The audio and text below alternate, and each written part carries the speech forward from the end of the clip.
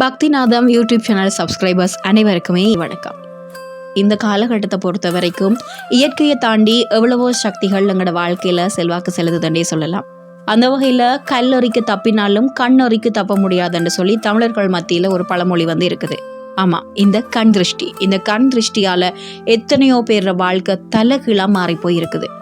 இந்த கண் திருஷ்டி காரணமாக எங்களோட வாழ்க்கையில் உடம்புல இருக்கிற உடல் நல குறைவு, ஏதாவது ஒரு விஷயம் நாங்கள் செய்ய போனால் அதில் ஏற்படுற தோல்வி, இதனால் ஏற்படுற மன அழுத்தம், இது எல்லாமே தொடர்ந்து ஏற்பட்டு கொண்டே இருக்குதுன்னே சொல்லலாம்.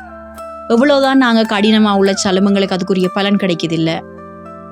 எவ்வளோ ஸ்மார்ட்டாக ஹார்ட் ஒர்க் நாங்கள் பண்ணினாலும் அதுக்குரிய சம்பளம் கிடைக்கிதில்லை. எதுலேயுமே ஒரு திருப்தி இல்லை. ஒரு மனசு ஒருநிலைப்படுத்தியனால எந்த வேலையுமே செய்ய முடியலை. இப்படின்னு சொல்லி நீங்கள் ஃபீல் பண்ணி கொண்டு இருக்கீங்கண்டா இதுக்கு பின்னால் உங்களுக்கு இருக்கிற கண் திருஷ்டி கூட காரணமாக இருக்கலாம். எங்களோட தமிழர் பண்பாடு கலாச்சாரத்தை பொறுத்த வரைக்கும் எங்களை சுற்றி இருக்கிற இந்த கண் திருஷ்டி, இந்த நெகட்டிவ் எனர்ஜியை நீக்கிறதுக்கு எத்தனையோ வகையான பரிகாரங்கள், வழிமுறைகளை எங்களோட தமிழ் பாரம்பரிய முதியோர்கள் காலகாலமாக சொல்லிக்கொண்டே வராங்க.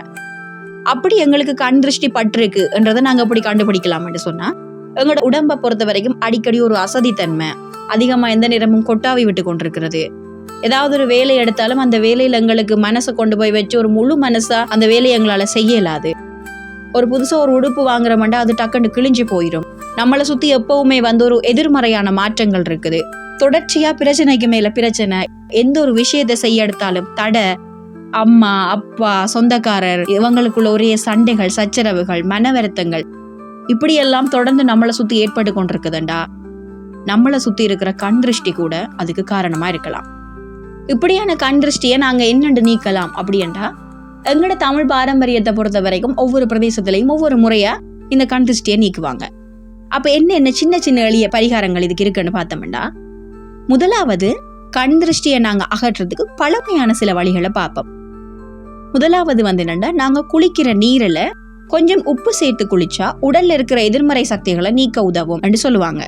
சில பேர் சொல்லுவாங்க, உங்களுக்கு உடம்பு சரியில்லைண்டா ஒருக்கா போய் கடல் குளிச்சுட்டு வாங்க, உங்களுக்கு உடம்பு ஓகே ஆயிடுமன்றதுக்கு பின்னால மறைஞ்சிருக்கிற தத்துவம் தான் இது.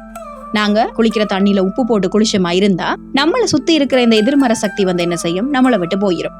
இதை விட வீட்டு வாசல்ல ரோஜா செடி வளர்க்கலாம், பச்சை தாவரங்களை வளர்க்கலாம். அதை விட வீட்டுக்கு முன்னுக்கு மீன் தொட்டியை வைக்கலாம்.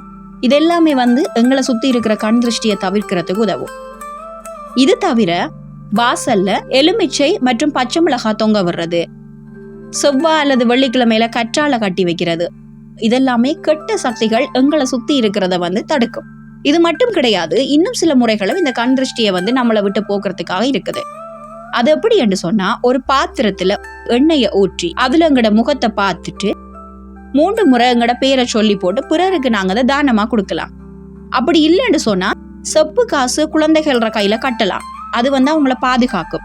குடும்ப உறுப்பினர்களோட தோஷத்தை நீக்கிறதுக்குன்னு சொன்னா நாங்க உப்பு, கடுகு, மிளகு இதெல்லாம் சேர்த்து அவங்கள சுத்தி போட்டு கொண்டு போய் அந்த எரிக்கிறதன் மூலமா எங்களை சுத்தி இருக்கிற கண் திருஷ்டி போகும். பிறந்த குழந்தைகளுக்கு எங்களோட தமிழ் தாய்மார்கள் என்ன செய்வாங்க, 6 மணிக்கு பிறகு வெளியில போறன்னு சொன்னா ஒரு இலையொண்ட ஆஞ்சி தாயின் எச்சில வச்சு கொண்டு நினைச்சு அந்த இலையோட துண்டை அந்த பிள்ளைய நெத்தியில ஒட்டி விடுவாங்க. என்ன காரணத்துக்காக?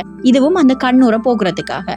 இது தவிர என்ன செய்வாங்க, ஒரு ஆளை இருக்க வச்சு இரும்பால அவரை தலையிலிருந்து உள்ளங்கால் வரைக்கும் 3 முறை சுத்தி அடுப்புக்குள்ள கொண்டு போய் அந்த இரும்பை வச்சுட்டு அது நல்லா சூடாகி வந்ததுக்கு பிறகு அரிக்கன் சட்டி என்று சொல்ற சட்டிக்குள்ள அந்த இரும்பை வச்சுட்டு அதுக்கு நேர அந்த கண் திருஷ்டியை யாரை சுத்தினமோ அவங்கள உட்கார வச்சு அதுல தண்ணி ஊத்தும் போது அதுல வார அந்த புகையை சுவாசிக்கிறதன் மூலமாக அதுக்கு பிறகு அந்த தண்ணியை எடுத்து நாங்க முகம் கழுவினா நம்மளை சுத்தி இருக்கிற கண் திருஷ்டி போகும் என்று சொல்லுவாங்க.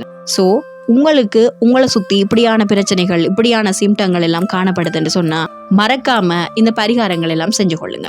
கண் திருஷ்டியை சரியா நீக்கி நீங்களும் உங்களை சுத்தி இருக்கிற நெகட்டிவ் வைப் எல்லாம் அகற்றி ஒரு பாசிட்டிவ் வைப்ல வாழ்க்கையில தொடர்ந்தும் வெற்றிகளை பெறறதுக்கு பக்திநாதம் யூடியூப் சேனல் சார்பா எங்கட வாழ்த்துக்கள்.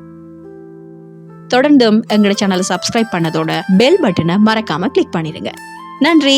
இன்னொரு வீடியோவோட நான் உங்களை சந்திக்கிறேன்.